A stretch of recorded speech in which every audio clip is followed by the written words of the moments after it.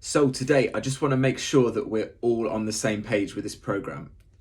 This is food flexibility. It's all about having a relatively laid back approach to food. Now, don't get me wrong. If we want to lose a bit of fat, we're going to have to cut the calories down. We're going to have to make some sacrifices along the way. Previously in the program, I spoke about setting your standards up here so that you make better decisions that support your end goal. Because it's a long journey, we need to keep looking at the end goal, but stay present in the moment. We need to stop tripping ourselves up and saying, oh, I'll just have that thing because everyone else is doing it. We need to keep those standards high, but that doesn't mean that we can't have the odd drink. We can't go out for a takeaway. We can't have the odd bit of chocolate. Lots of diets have heavy restriction in them. That is not what this is about because it's not sustainable. I want you all to be able to come out of this program having a really healthy relationship with food and basically being able to eat whatever you like, but within certain parameters that support your goal.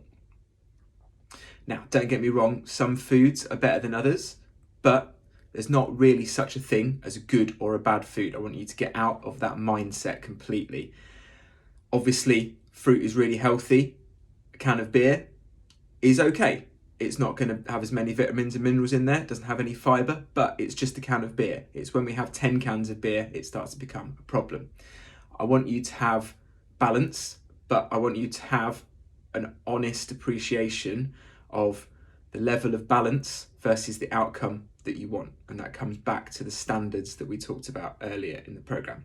Now, if we go out and have a load of beers at the weekend, we're going to feel a bit rough in the morning. We're going to have, if we have like 10 beers, that's 2,000 calories.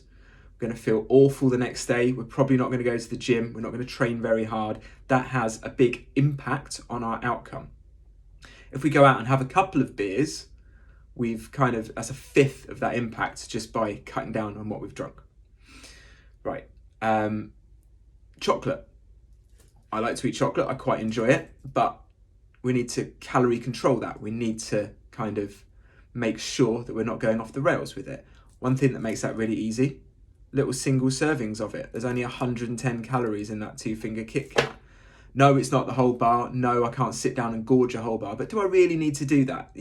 There's something is up if we really need to go through a whole, massive block of chocolate for whatever reason. We're either not eating enough or there's like some kind of comfort or emotional component there that we need to deal with. A couple of bites of that is probably going to scratch any itch, provided that we're supporting the rest of our diet with a nice healthy approach. Right, so it's all about options. It's all about calorie control, setting yourself up for success and having little options that make that easier.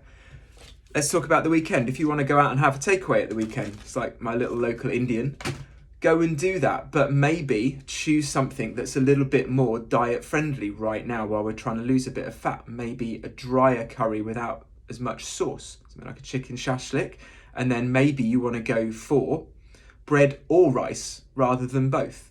Maybe you don't need all those fried starters that come along with it because you can still get involved in that and have a really great time. You don't have to cook.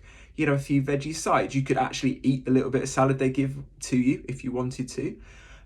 All of those things are going to support you because you've got the end goal in mind.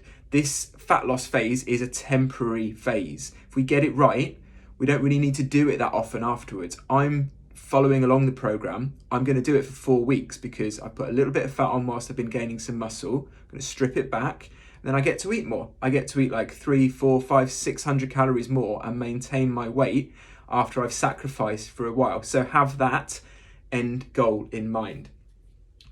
I talked about drinking earlier, right? This is a can of beer my mate gave me. Beer never has calories on it, but if you look them up in MyFitnessPal, the stronger the alcohol content, the more calories it has. This is 6%. That's a punchy IPA for me. I'm a bit of a lightweight. Probably not going to drink many of those if I'm honest, but because it's 6%, it's going to be 2 to 250 calories per can, right? So that has an impact. If you can fit it in to your calorie allowance for the week, great, but other things are going to have to miss out, and that's a balance that you need to come to terms with. If we think about maybe 80% of our diet being nailed on, the other 20% can be what you like. That's going to be really sustainable. It's going to get the job done. Always zoom out to the bigger picture. If you go out to Wagamama's this weekend, have a bit of a blowout, track it, understand the calories. That's why I've got you tracking calories, to give you that flexibility, to give you that knowledge. Track it and see what the damage is in your bank balance of the calories that you've got for the week or the fortnight. And then maybe just trim it back a little bit to say, yeah, Wagamama's was great. I went out with the family, I had a great time, I was really hungry, had a good feed, it was easy. But the balance is you've got to dial back in a little bit for the rest of the week, just to even it all out. And then it becomes really sustainable. It doesn't become, oh, I fell off the wagon, whatever the wagon is. It doesn't become, oh, that was really bad, or I've wrecked my diet by going to Wagamama's, let's just jack it all in. It becomes, yeah, that was food. I ate it. It was quite calorie dense, so maybe I need to have a little bit more salad and a few more plain chicken breasts this week. Yeah, that's not great, but it allows you the enjoyment of the nice thing that was the Wagamama's, provided you're not out at Wagamama's every single night of the week. Now, we know that's not going to help our goals. Final point, I alluded to it earlier, have the end goal in mind. This phase is all about fat loss. We have to restrict somewhat to get the fat loss.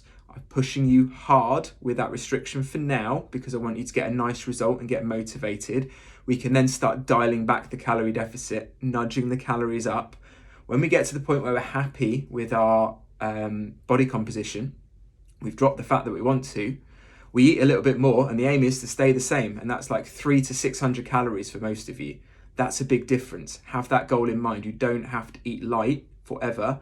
You just have to eat light to get the job done, but do not do that whilst just eating lettuce, chicken, and kale. We want to have a little bit of this, a little bit of this, and maybe the occasional little bit of this.